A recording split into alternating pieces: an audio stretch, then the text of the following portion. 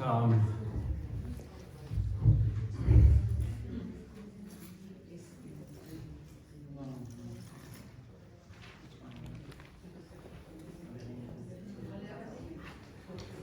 Vamos a comenzar nuestra clase.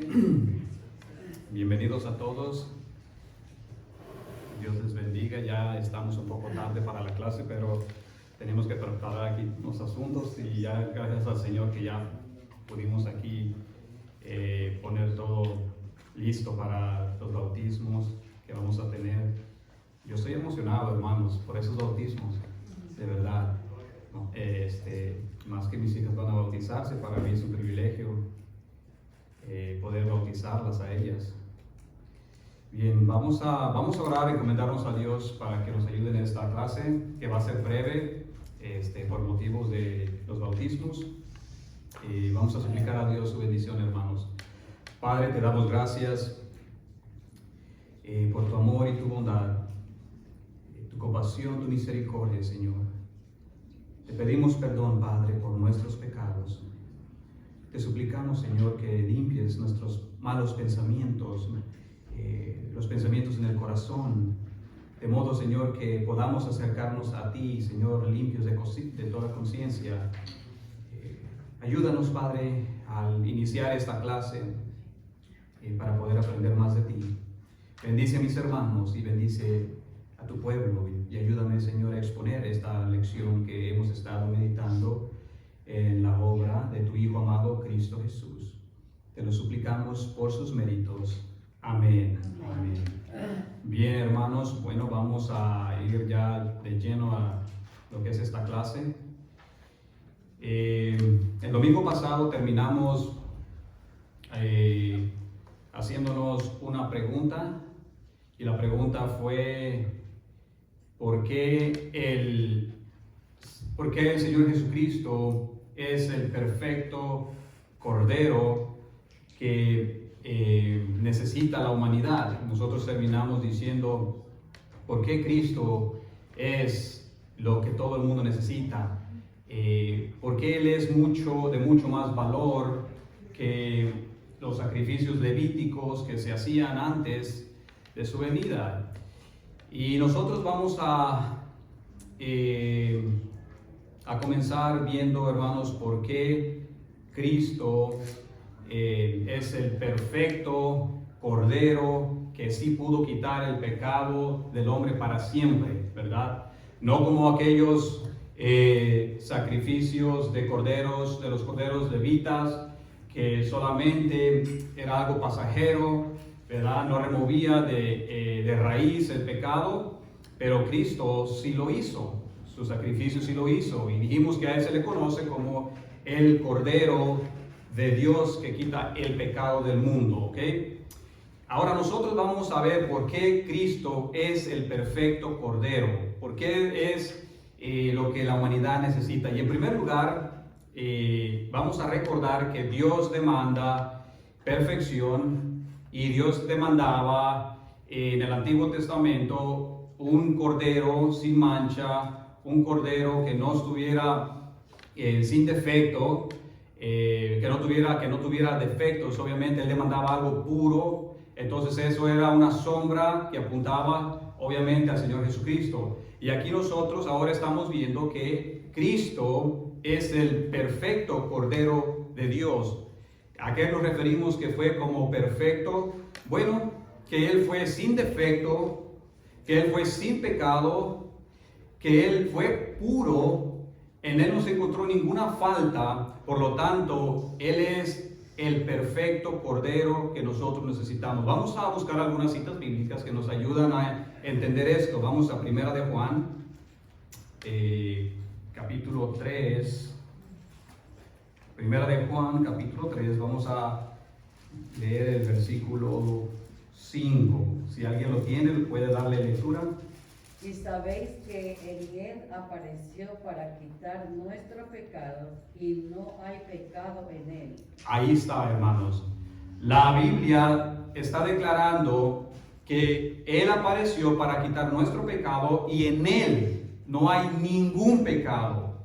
A eso nos referimos cuando estamos diciendo que Él es el perfecto Cordero de Dios, puro, sin mancha, perfecto, lo cual nosotros dijimos que Dios demandaba allá con el pacto en la institución Levítico, y ahora estamos viendo que realmente a esto apuntaba todas estas cosas. Cristo, la Biblia lo nombra como el perfecto, el que no tuvo pecado, el que no pecó, el que es puro, ¿ok? Vamos a buscar otra cita bíblica, hermanos. Primera de Pedro 2:22. Primera de Pedro 2:22. Esto nos está ayudando a recordar que Cristo es el perfecto Cordero de Dios, el cual no hizo pecado ni fue hallado engaño en su boca. Nuevamente, la Escritura nos recuerda que Cristo fue sin pecado, no se halló engaño en su boca. Nadie puede decir que Cristo cometió alguna falta. Él es perfecto en todos sus caminos. Una más, Juan 8:46.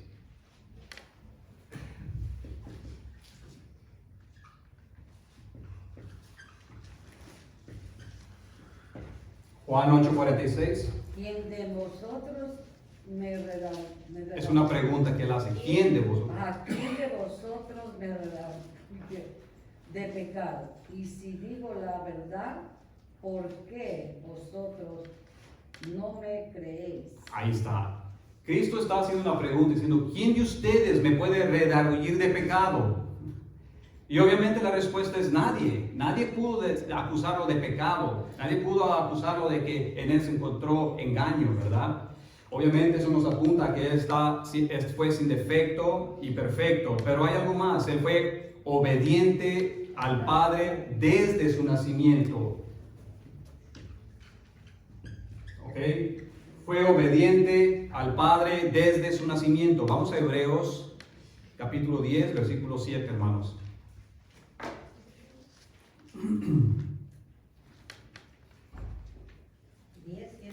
Sí, capítulo 10, versículo 7. Entonces dije, he aquí que vengo, oh Dios, para hacer tu voluntad, como en el rollo del libro que está escrito de mí. Ahí está. Cristo vino en obediencia al Padre para hacer la voluntad del Padre. Él nació siempre haciendo la voluntad de Dios, siempre obedeciendo a Dios. Entonces, Él es el Cordero perfecto porque Él es obediente. Y ya nosotros tocamos lo relacionado a cuál fue la voluntad del Padre. Recuerdan la semana pasada, nosotros dijimos que Cristo dijo que Él vino para cumplir la voluntad del Padre. Entonces nosotros dijimos, ok, ¿cuál es esa voluntad que el Padre tenía para enviar a su Hijo? ¿Ok? Y ya nosotros fuimos y buscamos Isaías 53 y vimos ahí varias cosas que ese capítulo nos dijo, ¿verdad? Entonces que Él vino a morir por nosotros, vino a hacer la voluntad del Padre, vino a morir por nosotros, vino a rescatarnos de nuestros pecados. Así es que Él vino en obediencia, ¿ok? Vamos a Juan capítulo 4, versículo 34. Juan 4, 34. Jesús les dijo, mi comida es que haga la voluntad del que me envió y que acabe su obra.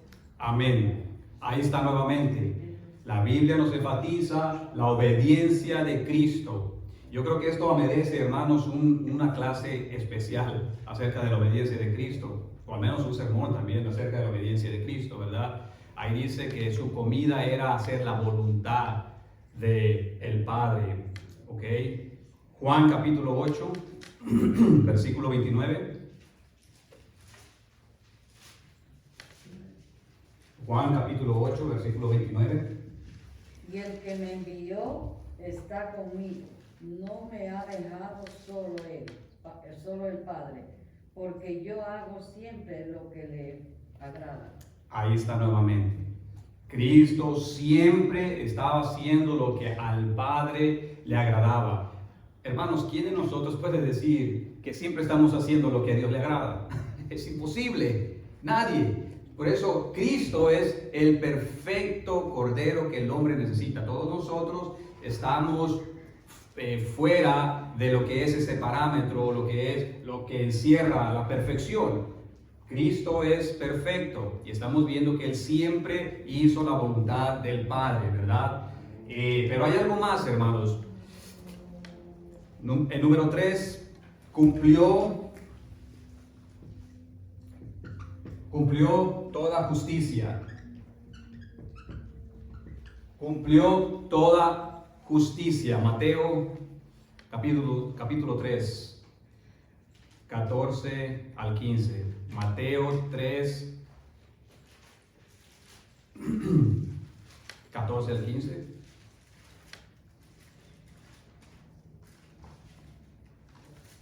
Mas Juan se le oponía, diciendo: yo necesito ser bautizado por ti, y tú vienes a mí. Pero Jesús le respondió: deja ahora, porque así conviene que cumplamos toda justicia.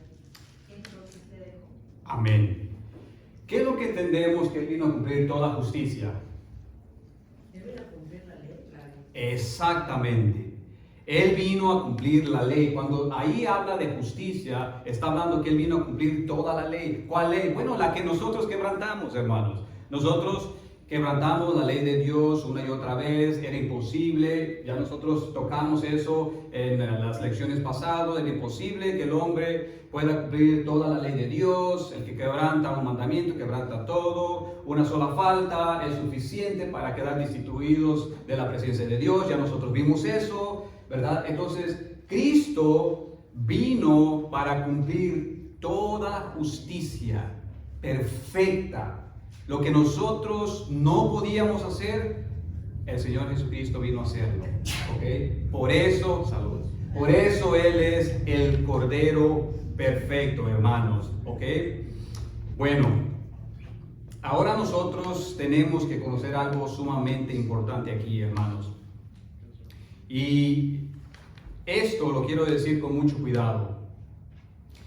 Si Dios nos hubiera perdonado solamente nuestros pecados,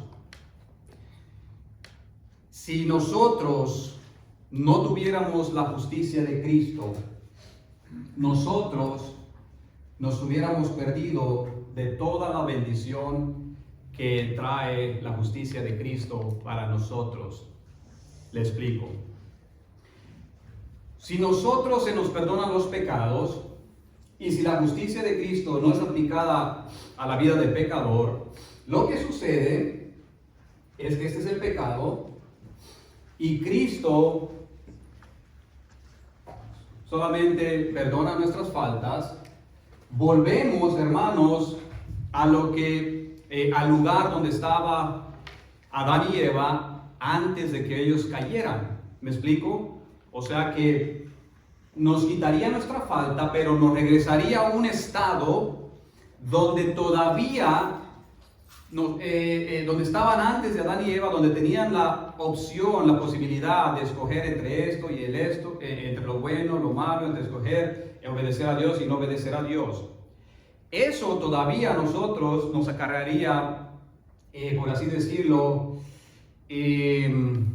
una situación donde podríamos todavía estar separados de Dios, porque solamente nos regresaría a cero. ¿Me explico? No sé si me estoy dando a explicar. Sí. Ahora, hermanos, tenemos que entender que la justicia de Cristo, ¿ok?, cuando es aplicada al pecador, entonces, cuando nos presentamos ante Dios, ya Dios no ve tu justicia. Ya Dios ve la justicia de Cristo, la perfección de Cristo. Y al ver Dios Padre la perfección de Cristo en el pecador, ¿qué es lo que pasa? Recibimos todas las bendiciones que después habla acerca de cuando recibimos la justicia de Cristo. Todas las bendiciones. Podemos estar en la presencia del Padre siempre. Podemos, ya Él no nos trata como enemigos, no nos trata como extraños. Ya nos sienta a la mesa, somos una familia. O sea que la justicia de Cristo, mis hermanos, es sumamente importante que nosotros conozcamos. Porque creo que en estos tiempos ya es raro que se toque ese tema de la justicia de Cristo aplicada al pecador, ¿sí, hermano? Sí, todavía como todos los cristianos evangélicos, siempre pensamos, siempre decimos, bueno, el Señor Jesús vino a morir por mis pecados. No, vino a vivir la justicia para que sea imputada en nosotros. Amén. Vino a dar su vida por rescate de la nuestra. Amén. Y recuerden, sí. Y recuerdan el diagrama que yo les puse, hermanos, lo que constituye la obra de Cristo. Miren, dijimos que aquí estaba el verbo antes de su encarnación, ¿ok? Cuando Él dijo que iba a venir, iba a tomar un cuerpo, ¿ok? Después, a esto nosotros le dijimos la kenosis, ¿recuerdan? Solamente para que refresque su memoria. Cristo se despojó, y nosotros ya vimos eso, ¿verdad? En Filipenses, cuando dijo que Él se despojó de esta gloria que tenía acá, se humilló y vino a pisar esta tierra, vino a habitar entre pecadores, y dijimos que el despojamiento de Cristo se le llama la kenosis. Después nosotros vimos que Él tomó un cuerpo, y a esto se le conoce como la unión hipostática. Aquí también podríamos decir que podría caber su nacimiento virginal. Era necesario que Él tuviera un cuerpo para poder morir, ¿verdad? Y era necesario también que Él fuera divino, 100% divino, porque nosotros dijimos que hemos ofendido a un Dios infinito, un Dios grande, poderoso, no hemos ofendido al vecino. Entonces nosotros somos finitos, nosotros no podemos pagar la deuda de nuestro pecado. Entonces, ¿qué es lo que pasa? En la unión hipostática vemos ahí que Cristo, siendo 100% divino, siendo 100% Dios, Él sí tiene, ¿verdad?, los recursos para pagarle a aquel al que hemos ofendido, ¿ok? Y también necesitaba tomar un cuerpo porque dijimos que la Biblia dice que la paga del pecado es muerte. Necesitaba morir, ¿verdad?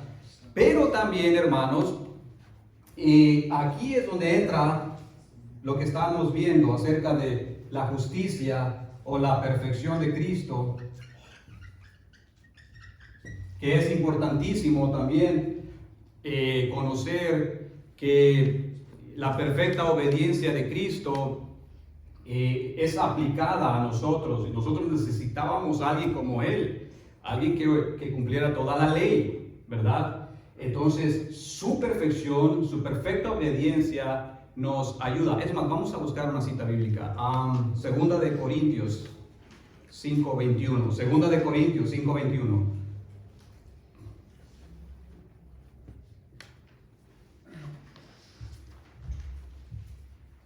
Al que no conoció pecado, lo hizo pecado por nosotros, para que nosotros fuésemos hechos justicia de Dios en él. Ahí está. Nosotros somos justicia, somos hechos justicia. ¿Por quién? Por Él. Por medio de Él, dice la Escritura, ¿verdad? Pero ahora sí venimos acá a lo que es la expiación, su muerte expiatoria, ¿verdad?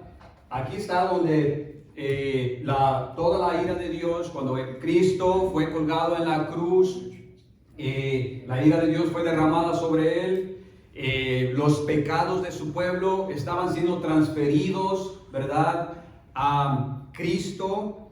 Cristo estaba de su propia voluntad dando su vida por nosotros, por su pueblo, ¿ok? Esa es la expiación de Cristo. Después nosotros vamos a ver, porque también aquí constituye su resurrección, importantísimo, que después vamos a ver la resurrección de Jesucristo. Pablo dice, creo que es en 1 o 2 de Corintios, creo que dice que si Cristo no resucitó de los muertos, vana es nuestra fe. Entonces, ¿qué estamos haciendo aquí? Agarremos nuestras cosas, apaguemos la luz y vamos. Pero si Cristo no resucitó, entonces vana es nuestra fe. Pero sabemos que la Biblia dice que Cristo resucitó, ¿verdad? Entonces nuestra fe obviamente está sellada porque en la resurrección. ¿Por qué? Porque Cristo es quien Él dijo que era. Y su resurrección prueba las palabras que Él dijo. Además, la resurrección prueba la aceptación del Padre ante el Hijo. ¿Me explico? Entonces, con su resurrección, pues se hace válido todo lo que Él ha venido diciendo, ¿ok? Pero bueno, eso era solamente un recordatorio, hermanos, acerca de la justicia de Dios, acerca de la perfección de Cristo. Nosotros tenemos que entonces saber que su justicia es aplicada al pecador. Pensemos en alguien, hermanos, que lo ha ofendido. Vamos a pensar en alguien que lo ha ofendido. La mayoría de nosotros, y seamos sinceros, si nosotros dijéramos, bueno, yo perdono al que me ha ofendido, ese perdón está bien, pero cuando vamos más allá, cuando nosotros otorgamos un beneficio al pecador, al que nos ha ofendido, perdón, cuando nosotros no solamente le decimos te perdono, está bien, mas sin embargo vamos más allá, le hacemos un bien, ¿verdad? Algo que esa persona no se merecía. Dios hace eso en la vida del pecador, nos perdona, nos quita nuestras culpas, pero Él va más allá de eso, nos otorga todas las bendiciones, nos hace bien, derrama de su gracia, de su favor sobre nosotros. Eso es lo que ha hecho Dios. No solamente nos perdona, sino nos bendice. Dice que nos ha bendecido con toda bendición espiritual, ¿verdad? Toda bendición espiritual. Por eso la Biblia dice que aquel que pone su fe en Jesucristo va a recibir todas estas cosas, hermanos. Quiero leerles una frase de Carlos Spurgeon donde dice: la fe no es algo que no se mira. La fe empieza con el conocimiento. No es una cosa pensativa, dice Carlos Spurgeon. Por la fe se cree en los hechos de los cuales son ciertos. ¿Captamos lo que dijo la frase? Nuestra fe, lo que está diciendo nuestra fe, hermanos, no está fundamentada en una fe ciega. No es decir nomás creo, pero no sé en qué creo. Nuestra fe está fundamentada en hechos verídicos, en cosas que podemos ver que son ciertas, ¿ok? Muchas personas allá afuera en el mundo piensan que la fe del cristiano está basada en una fe a ciegas, ¿verdad? Pero eso no es así. Eso no es así.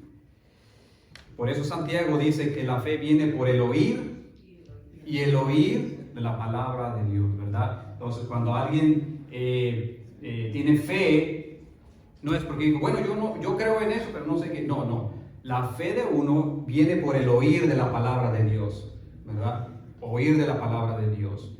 Al momento de que el predicador esté predicando, aquel que está compartiendo las buenas nuevas, aquel que esté compartiendo el evangelio, la persona que esté escuchando está recibiendo eso, y entonces basado en lo que comprende, basado en esa palabra, entonces hace una decisión. ¿Ok? Bien. Sí. En las bendiciones dice la Biblia: qué amor tan grande nos ha dado el Padre de ser llamados hijos de Dios. En Juan dice Él es el unigénito, pero en primera de Juan dice el primogénito, porque somos hechos hijos por el sacrificio perfecto de Cristo. Exactamente, nosotros pasamos a ser, y esa es otra de las bendiciones que Él nos otorga, ¿ve? O sea, no nomás nos perdona, sino nos dice, ven, tú vas a ser de la familia, tú te vas a estar aquí, sí, hermano. Dice, ya no los llamaré hermanos, los llamaré amigos, porque ya somos diferentes. No somos Ya no los llamaré siervos. siervos, esclavos, ya no los llamaré así, los llamaré Amigos. Somos amigos, somos hermanos de Cristo, tenemos la mente de Cristo, se supone que tendríamos que tener la mente de Cristo y no esos instintos animales de hacer daño a otros, pero el amor de Dios es lo que hace la regeneración o transformación en el hombre, darnos la mente de Cristo. Amén. Exacto, sí. También si recordamos que en el Antiguo Testamento, cuando Aarón entraba en el día de Yom Kippur para hacer sacrificio, y él tenía una diadema aquí que decía justicia. Cuando nuestro Señor Jesucristo murió, las cortinas del templo se rasgaron y él entró con su justicia perfecta. Exactamente, exactamente. Él entró con su justicia y después vamos a ir viendo más adelante que él entró no con sangre de machos cabríos, corderos, como lo decían, dice que, sino con su propia sangre, dice el autor de Hebreos, ¿verdad? Y una vez y para siempre, ¿verdad? Y él entonces ha abierto el camino para que nosotros nos podamos... ¡Qué bendición, hermanos! ¡Qué bendición! Que está sentado a la diestra del Padre con poder y gloria. Amén. Y ese es otro parte de su obra, que él es el intercesor, el sumo sacerdote, el gran sumo sacerdote, ¿verdad? Dice que ahorita está a la diestra del Padre, todavía intercediendo, hermanos. Y eso lo miramos desde Abraham con Melquisedec. Lo miramos desde Abraham, que él es nuestro sumo sacerdote. Amén, amén. Ok, hermanos. En segundo lugar, ¿por qué Cristo fue el Cordero perfecto, el que necesitábamos nosotros? Bueno, porque el valor de su sangre es infinita. ¿Okay? Lo voy a poner aquí.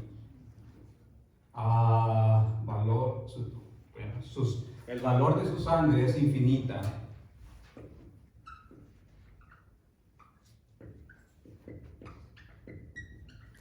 Bien, ¿qué queremos decir con eso? Bueno, vamos a primeramente a ver unos pasajes bíblicos para ir captando lo que eso significa. Hebreos 10:4. Hebreos 10:4 y también vamos a estar viendo Hebreos 7:26 al 27. Porque es imposible que la sangre de toros y de machos cabríos quite los pecados. Amén. Hebreos 7:26 al 27.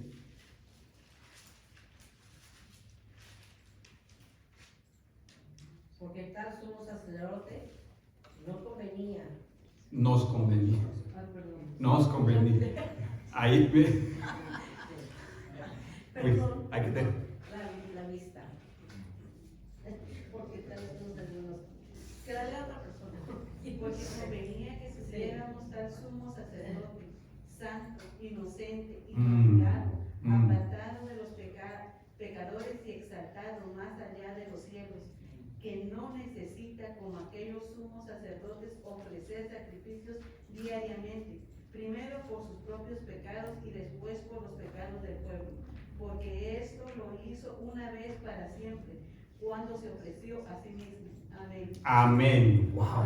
Ok, hermanos, y esto ya lo acabo de tocar algo referente a este punto. Dijimos que la unión hipostática necesitábamos a alguien como Cristo, porque su sangre es infinita. Entonces, el valor de su sangre, el valor de su sacrificio, ese derramamiento de sangre, tenía el valor de pagar la deuda hacia el Padre. ¿Por qué? Porque dijimos que Él es 100% divino, es una naturaleza divina, Él tiene con qué. Pero también dijimos que Él tenía que morir. Recuerda que aquí dijimos que si Cristo se hubiera rasgado su brazo y la sangre hubiera derramado sin morir, preguntamos, ¿eso redimiría al no? No. El derramamiento de sangre. Y porque la paga del pecado es muerte. Necesitaba morir Cristo. Por eso también nosotros introducimos la pregunta, recuerdan de las clases pasadas, ¿pudo Dios de alguna otra forma redimir o salvar a su pueblo? No, porque si hubiera habido otra manera, Exacto. el Señor le dijo, si es posible, pasa de mí esta copa. Pero no Exacto. hermano, pero nada más quiero aclarar que cuando dice pasa de mí esta copa, él no se refería al dolor de los clavos, sino a No, la separación exacto. perfecta que tenía. Exacto. Sí, porque en la cruz iba a sufrir ahí, ¿verdad? La separación del Padre. Aparte de eso, recuerden, hermanos, que Jesucristo era perfecto, puro, sin pecado. Nunca pecó, nunca se halló engaño en su boca. Y ahora en la cruz, ¿qué es lo que estaba sucediendo? Todos los pecados de su pueblo estaban siendo transferidos a ese Cordero, ¿verdad? Que él se le conoce como el Cordero de Dios. Entonces, alguien tan puro, tan digno, tan perfecto, ¿cómo puede ser, verdad, que esté recibiendo todos esos pecados? Obvio, sí, hermano. Hermano, era la ira de un Dios justo y santo, toda la ira de Él que tendría que caer en nosotros y va a caer sobre aquellos que, dice Apocalipsis, que van a querer que los montes caigan sobre ellos para que no caer en manos de Dios. Esa ira tan grande que Dios derramó en la cruz, esa era la que nosotros merecíamos, toda la ira de Dios. Sí, gracias, hermana. Exactamente. Aparte de eso, eso a nosotros nos debe de hacer pensar de qué tan serio es el pecado, hermanos.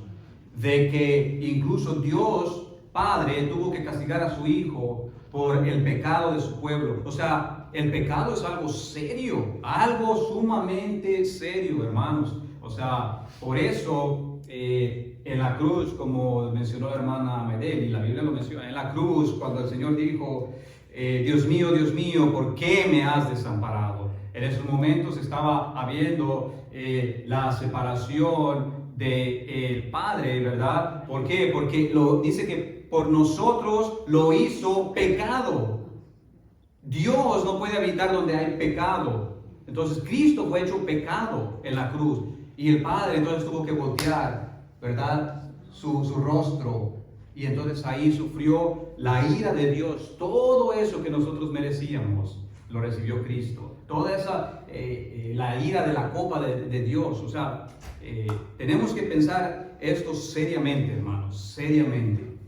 ¿Iba a decir algo? No, solamente quería aclarar de la ira de Dios desde que comenzó en el Edén hasta el último que va a morir al final.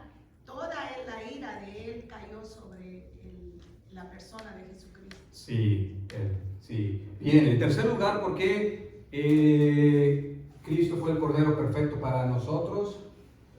Bueno, hermanos, porque Cristo cumplió la doble función de los dos machos cabríos. Recuerdan que nosotros dijimos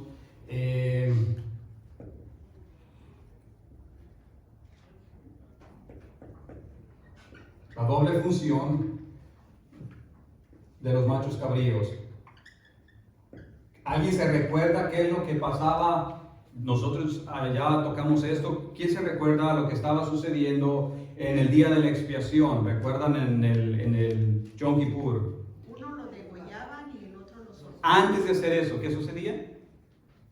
Les traían los dos machos cabríos. Sus manos, Antes había... suerte. Exacto. Se echaba suerte. El sumo sacerdote echaba suerte para ver qué macho cabrío iba a ser soltado hacia el desierto y cuál iba a ser sacrificado, cuál iba a ser degollado, ¿verdad? Bueno, Cristo cumple esta función de los dos machos cabríos. Vamos a Mateo 27:35. También Juan nos menciona dos veces, hermano. Juan el Bautista menciona dos veces el macho pascual que le dicen y el que va a ser sacrificado. Sí, también lo menciona, sí. Mateo 27:35.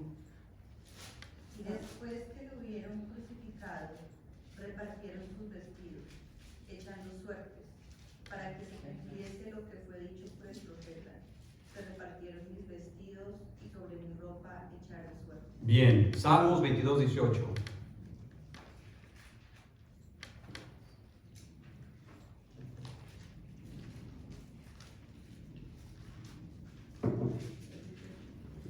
Repartieron en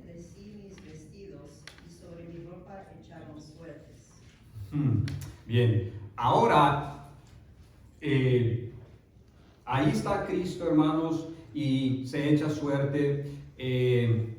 Y obviamente esto nos deja ver lo mismo que se hacía en el Antiguo Testamento, pero hay algo más. Hay algo más. Sobre él fue puesto el pecado.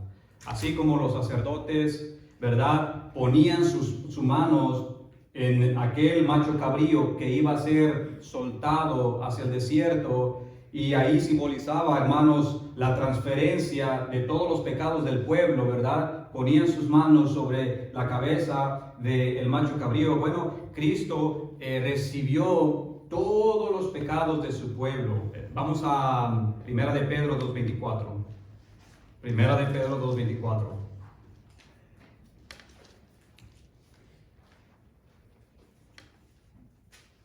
Y él mismo llevó nuestros pecados en su cuerpo sobre la cruz, a fin de que muriéramos al pecado y vivamos a la justicia, porque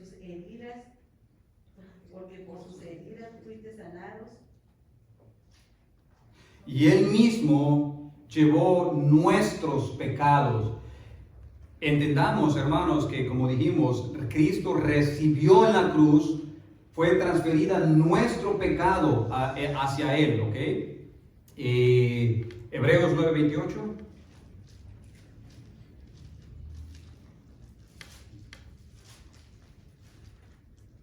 Así también Cristo, habiendo sido ofrecido una vez para llevar los pecados de muchos, aparecerá por segunda vez sin relación con el pecado, para salvación de los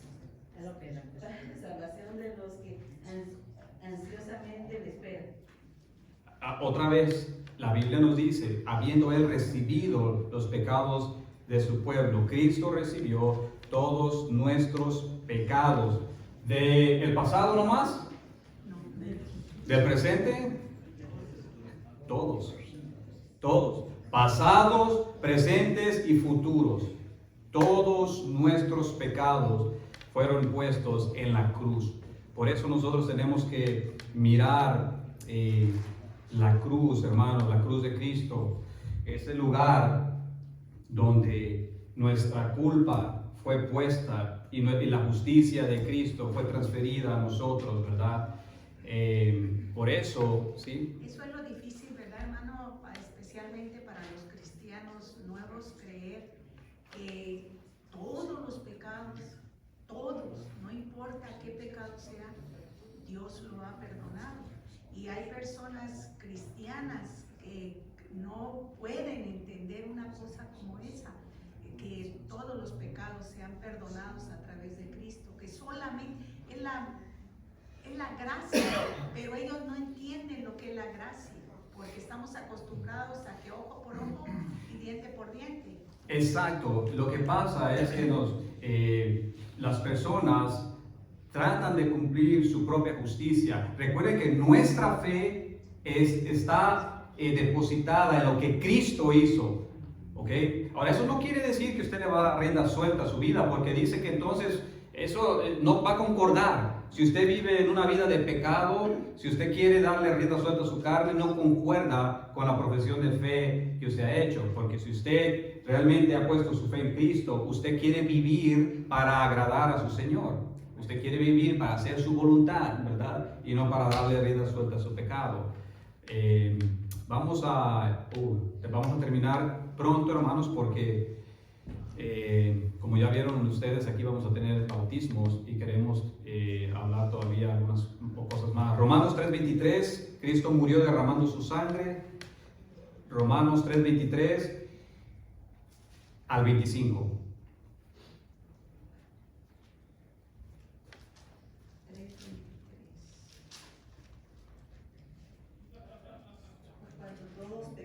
Y están destituidos de la gloria de Dios, siendo justificados gratuitamente por su gracia, mediante la redención que es en Cristo Jesús. Al 25. A quien Dios puso como propiciación por medio de la fe en su sangre, para manifestar su justicia, a causa de haber pasado por alto en su paciencia los pecados pasados. Amén. La sangre de Cristo, hermanos, nuevamente, vamos a transferir nuestra mente a aquellos sacrificios levíticos cuando el sumo sacerdote entraba con la sangre, ¿verdad?, de el macho cabrío, aquel que se había sacrificado, degollado, y comenzaba él a entrar y poner sangre, ¿verdad?, en el propiciatorio. 7 veces hacía el sumo sacerdote con esa sangre. Bueno, aquí la sangre de Cristo es nuestra propiciación. Él es propicio a nosotros. ¿Saben lo que es propicio? Propiciación. Que Él es favorable, que Él está a favor de nosotros, Él no está en contra de nosotros. Entonces, la sangre derramada de Cristo, ¿verdad?, nos limpia de todo pecado, nos cubre de todo pecado. Entonces ya nosotros, así como aquel sumo sacerdote entraba con esa sangre y salpicaba en el propiciatorio, bueno, la sangre de Cristo, con ese valor infinito, está ahí, miren, como propiciación por nosotros. Ok, una más y terminamos, hermanos. Mateo 26, 28. Mateo 26, 28.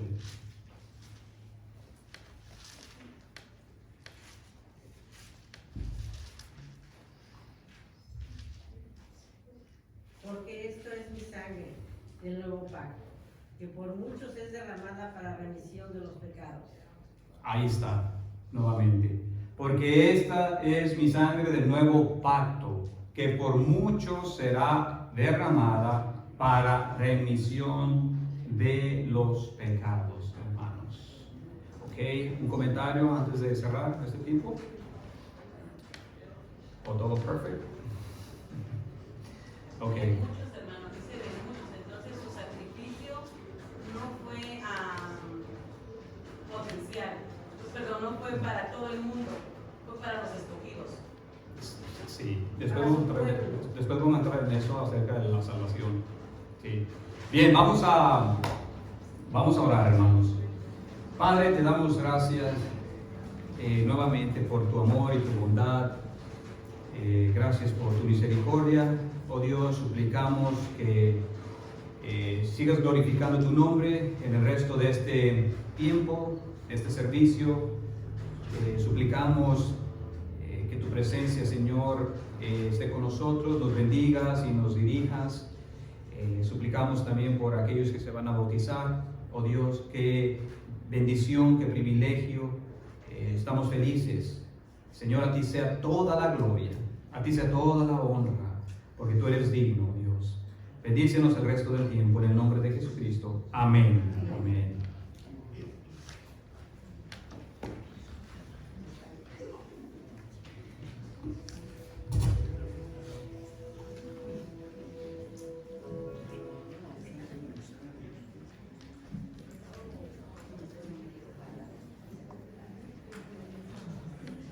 Yes, allá lo vamos a ver. ¿Qué nos toca? Sí, nomás eso.